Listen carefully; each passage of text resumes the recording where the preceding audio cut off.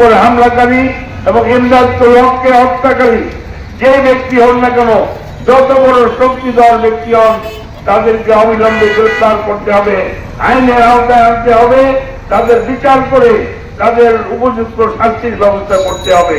অন্যথায় খুলনা শুধুমাত্র খানদানি থানা নয়, আজকে আমরা খানদানি থানায় বিক্ষোভ সমাবেশ করছি। আমরা সমগ্র খুলনা ব্যাপী আমরা পরবর্তীতে কর্মসূচি দেব। কারণ অবিলম্বে এদেরকে গ্রেফতার না করলে, মানুষের নিরাপত্তা নিশ্চিত না করলে মানুষ কখনোই বসবাস করতে পারবে না। এই কারণে আমরা বলতে চাই, অবিলম্বে এই আসামিদের গ্রেফতার করতে হবে, তাদেরকে আইনের আওতায় এনে বিচারে সুপর্দ করতে হবে। আর অন্যথায় আমরা বৃহত্তর কর্মসূচি দিয়ে আমরা সমগ্র খুলনাকে অচল করে দেবো।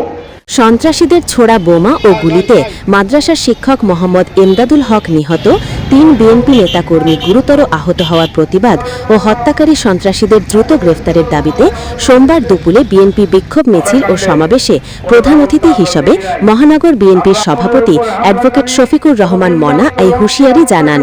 খানজাহান আলী থানা বিএনপির উদ্যোগে ফুলবাড়ী গেট বাসস্ট্যান্ড চত্বরে হত্যাকারীদের দৃষ্টান্তমূলক শাস্তির দাবিতে বিক্ষোভ মিছিল ও সমাবেশ অনুষ্ঠিত হয়। থানা বিএনপির সভাপতি কাজী মিজানুর রহমান বিক্ষোভ সমাবেশে সভাপতিত্ব করেন। বক্তারা বলেন, খুলনা এখন মৃত্যুপুরীতে পরিণত হয়েছে। আইন শৃঙ্খলার চরম অবনতিতে প্রশাসনের কোনো মাথা ব্যথা নেই। অবিলম্বে সন্ত্রাসীদের বিরুদ্ধে ব্যবস্থা না নেওয়া হলে কঠোর আন্দোলন গড়ে তোলা হবে। যখন আইন শৃঙ্খলা যারা দায়িত্বে আছে নিয়োজিত, ভাবেই তো এই নিরাপদ আমি মনে করি খুলনার প্রশাসন আইন শৃঙ্খলা যারা নিয়োজিত, আমার কাছে মনে হয় নাগরিক হিসেবে তাদের দায়িত্ব পালন করছে না। আমরা চাই সমাজ প্রত্যেকটা নাগরিকের অধিকার থাক, তাদের নিরাপত্তা থাকে। এখন পুলিশ যদি তার নিরাপত্তা নিজে নিতে পারে, সেই পুলিশের বেশি দায়িত্ব তার চাইতে এই সমাজের মামুন, তিনি নিবিড় পরিচর্যা করতেন এলাকার মানুষের ভিজিএফ কার্ড, ভিজিটি কার্ড, স্থানীয় সালিশ বিচার, এই ধরনের কাজের সাথে নিয়োজিত ছিলেন। তাকে সহযোগিতা করতেন স্থানীয় বিএনপি নেতা মিজানুর রহমান। তিনি আজ আহত, বেল্লায় গেছিল নেতার সাথে দেখা করতে, তিনি আজ মৃত্যুর সঙ্গে পাঞ্জা লড়ছে।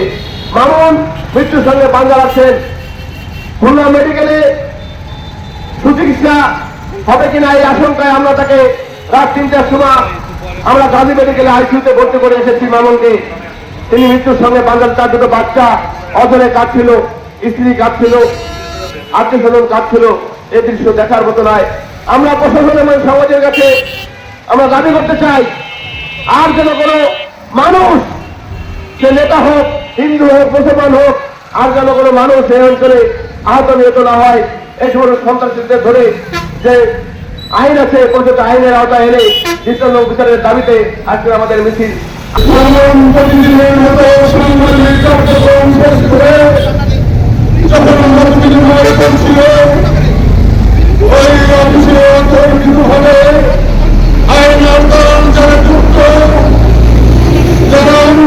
রাজনীতি করে, যারা বিগত দিনে সন্ত্রাসী কর্মকাণ্ড করে এই এলাকাকে অশান্ত করতে চেয়েছিল। রবিবার রাতে কুয়েট আইটি গেট সংলগ্ন রোডে ইউপি সদস্য ও যোগীপুল ইউনিয়ন বিএনপি সাংগঠনিক সম্পাদক শেখ মামুনের দলীয় অফিসে একদল সশস্ত্র সন্ত্রাসী গুলি ও বোমা হামলা চালায়। তাদের লক্ষ্য বিএনপি নেতা মামুন থাকলেও গুলি মামুনের ঘাড়ে লেগে মাদ্রাসা শিক্ষক ইমদাদের মাথায় লাগলে সে ঘটনাস্থলে নিহত হয়।